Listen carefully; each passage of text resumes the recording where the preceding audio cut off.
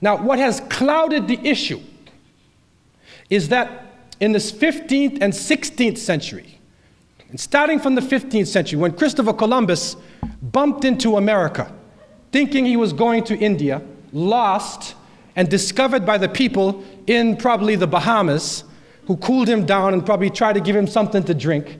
But he told them, I discovered you, I control you. And we foolishly have maintained this in our institutions for years. Even only recently, in 1992, it was the 500th centennial of the age of discovery. But my question was, at that point in time, who was discovered? Was it the people here or Columbus? It was Columbus. That's what they should actually have been saying. But what you have to deal with is the mentality, not Columbus himself, because Columbus was very late. And historians recognize now that many people made it across long before Columbus. That's another lecture in itself. But African people made it across, Muslims made it across, Vikings made it across, Phoenicians made it across. Many different nations were able to come across the Atlantic and the Pacific, on the other side too, and come into the Americas. The important point is the mentality. It is the mentality where you deny the civilization of the other people. Just imagine this now. We look at the picture and we see Columbus landing on the shore, and he's looking at people. And it says Christopher Columbus discovered America in 1492. I tried this out, man. I went to Nigeria, Kenya, Malaysia, Hong Kong, Singapore, and I said to the people, who discovered America? They said Christopher Columbus. I said, when? They said 1492. I said, did you look at the picture? They said, oh, that's right. There's other people in the picture.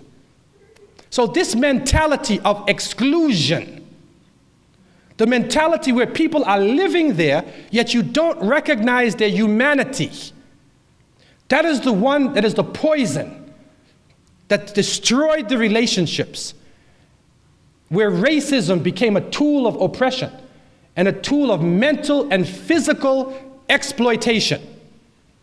And we find that from the 15th and especially 16th century, that slavery became a racial phenomenon.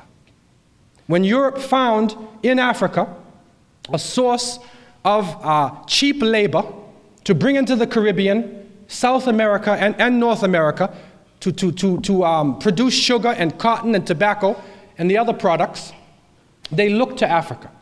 They tried poor whites first, but that didn't work.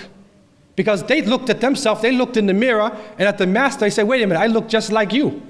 I'm not going to be a slave. They tried the native people, but the native people had been here for over 10,000 years. And so they refused to submit. They would either run away and fight, or they would just die. So they looked to Africa, because African people not only would be very visible, especially if you brought people out of West Africa or Central Africa, they would be very visible. Also, the climate in the Guinea Coast, the Gold Coast, Angola Coast is very similar to the climate in the South, here in the South, and also in the Caribbean and South America. Also, people had ways of dealing with agriculture, advanced ways of agriculture.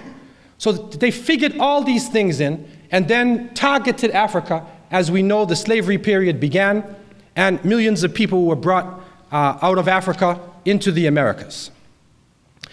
Slavery became racial. History also records that there were African people who lived in America at the time of the 13 states who had their own property. Some of them even had slaves. Some of the African people, I believe, were also part of the native culture because they had come across with the Mandinka. And there's a book called Deeper Roots here. You can read Ivan van Sertima and other people, and you will find out about the discoveries before Columbus.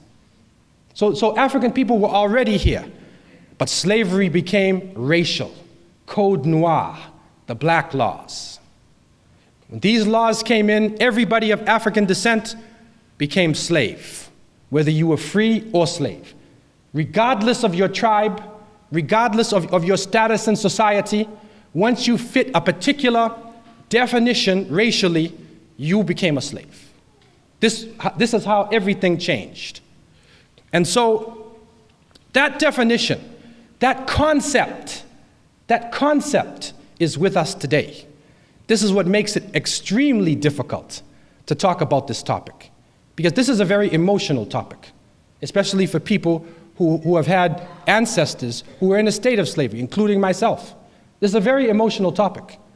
But we have to be able to look at this topic in the proper perspective so that we ourselves would not fall into stereotyping or into wrongly accusing people of something that they did not commit.